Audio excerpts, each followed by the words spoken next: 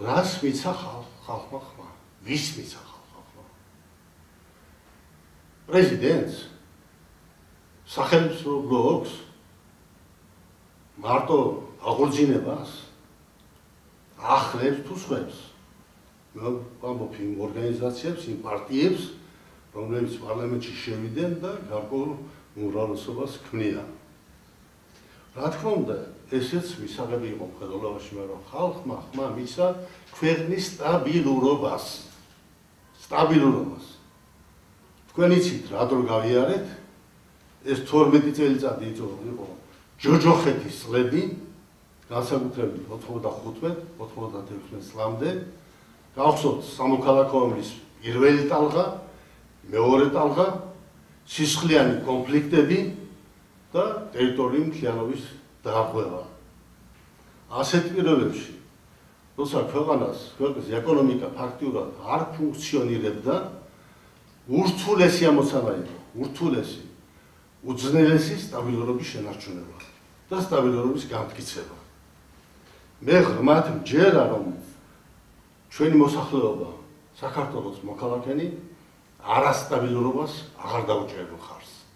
შეიძლება ვიღაცები აიყოლიონ, ვიღაცები დაითანხმონ, რაღაც გარიგებებზე წავიდნენ, მაგრამ აბსოლუტური უმრავლესობა მოსახლეობისა, საქართველოს მოსახლეობისა სტაბილურობის მომხრე იყო და თვით იყო სტაბილურობის გარანტი. რომ მოსახლეობის მოთმინება არა, მოსახლეობის სულგრძელობა არა, ჩვენ სტაბილურობას ვერ მივახცევდით, ვერავითარ შემთხვევაში. უნდა გითხრათ, რომ რამდენი ქარხანა ამუშავდა, მიტოვებული ქარხნები, რუსთავის ქიმიური კომბინატი, ზესტაფონის ფეროშინადელთა ქარხანა, ჭიათურის მანგანუმის მოპოვება განახლებულია, უამრავი სხვა ქარხნები, ცემენტის ქარხნები, სამშენებლო მასალათა წარმოება და სხვა მრავალი.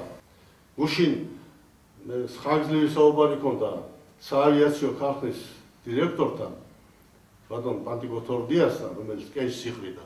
არ ვიცი, გავიდა თუ არ გავიდა, ვერ გეტყვით, ზუსტად მეგონი დიდონაც არ იცოდა, მაგრამ საავიაციო ქარხანა ასეთ მდგომარეობაში არ ყოფილა 20 წლის განმავლობაში. უახლესი ტექნიკა, უახლესი თვითმფრინავები, რომელზეც დიდი მოთხოვილება არის თურქმენეთში, ცენტრალურ აზიაში, ევროპაში, აფრიკაში და სხვადასხვა ქვეყნებში.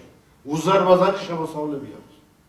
და 10-12 მილიონი ლარის მოსულობის გადასახადები შეაქვს ბიუჯეტში. ასეთი მაგალითები მოტანა ძალიან ბევრი შემიძლია. მაგრამ ალბათ ეს საკმარისია.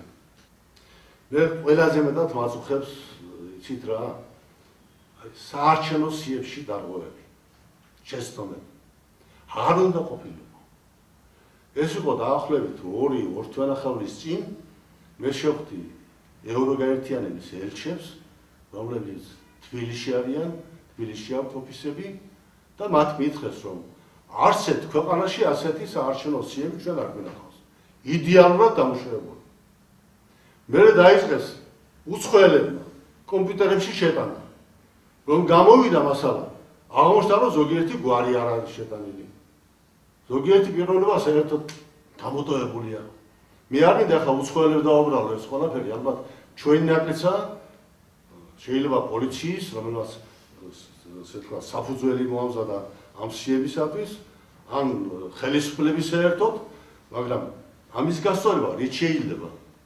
ერთადერთი გზა არის გზა სასამართლოსაკენ. ცუდია შეფასებები, მე ვიცი, წავიკითხე მეთვალყურეების შეფასებები. ძალიან ბევრია კრიტიკული შენიშვნები. ბევრი სამართლიანია. ზოგიერთზე შედევება შეიძლება. საბოლოო დასკვნას მივიღებთ. დავждეთ ერთად და გავარჩიოთ. ვისი ბრალია თუ რამ დარღვევა იყო. დარღვევები კი სამწუხაროდ იყო. მაგრამ ამავე დროს ფაქტია ის, რომ ზოგიერთი პარტია ინსტრუქციებს იღებს სხვადასხვა საერთაშორისო ორგანიზაციებისგან. რა უნდა სოროსის ფონდი? სოროსის ფონდი, რომელიც საქართველოში არის განლაგებული, რა მისი საქმეა ოპოზიციის მხარეზე გამოსვლა და პოლიტიკური მოსაზრებების გამოთქმა და შენიშვნები საქართველოს მიმართ. არ არის ეს სოროსის საქმე. არც მისი ფონდის საქმე არ არის. და არც იმ ფონდის ხელმძღვანელის საქმე არ არის. ეს რა არ არის საშინაო საქმეებში ჩარევა ქვეყნის. მე კატეგორიულ პროტესტს გამოვთქვა და მოვითხოვ კიდეც რომ მან პასუხი უნდა აიღოს. აქაური მოქალაქეა, აქაური პიროვნებაა და თავისი ადგილი უნდა იცოდეს. ეხლა 2-3 გრანტს მიცემს და დანარჩენი ფული სად მიდის? ჩვენ ოფიციალურად მივიღეთ ბატონი ჯიმ ბეიკერი და მისი რჩევები. 9 რეკომენდაცია. მეათე იყო ჩემი. მეათე საკითხი. მოსყიდვებთან დაკავშირებით. აიგზავნოს მოსყიდვები და ვინც ამ ხერხს გამოიყენებს, მოისყიდავს ამორჩეველს, დაისაჯოს კანონით. არ მიიღო პარლამენტმა ეს გადაწყვეტილება.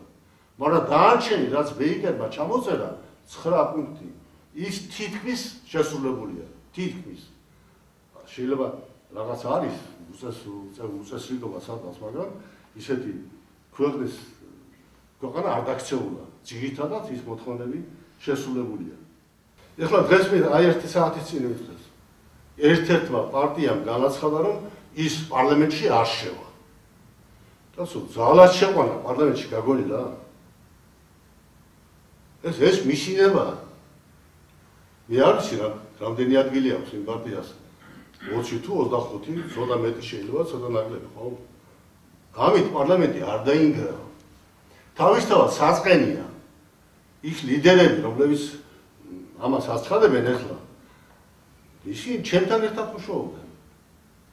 რამდენიმე წლის განმავლობაში ჩვენ ერთად მუშაობდით. ბევრი სასიკეთო საქმეს გავიკეთებია და შეცდომაც ბევრი დაგვიშვია. მათაც და მეც ალბათ. მაგრამ დღეს, როცა არჩევნები შედგა, როცა ხვალ ან ზეგ უკიდურეს შემთხვევაში CSK უნდა ცენტრალურმა საარჩევნო კომისიამ უნდა გამოიტანოს გადაწყვეტილება არჩევნების შედეგების შესახებ, იმის წინას არ განცხადება, რომ არ შევა და პარლამენტში, მე მიმაჩნია, რომ ეს არაფრით გამართლებული არ არის. არ არის გამართლებული. მე მზად ვარ ამ ლიდერებს, რომლებსაც ეს განცხადებები გააკეთეს და სერიოზული პრეტენზიები საქართველოს პრეზიდენტს აუყენეს, მზად ვარ ხვალ შევხვდე, ვისაუბროთ და მე მგონია ადამიანების საუბარი გამოვა ისე როგორც სხვა დროს.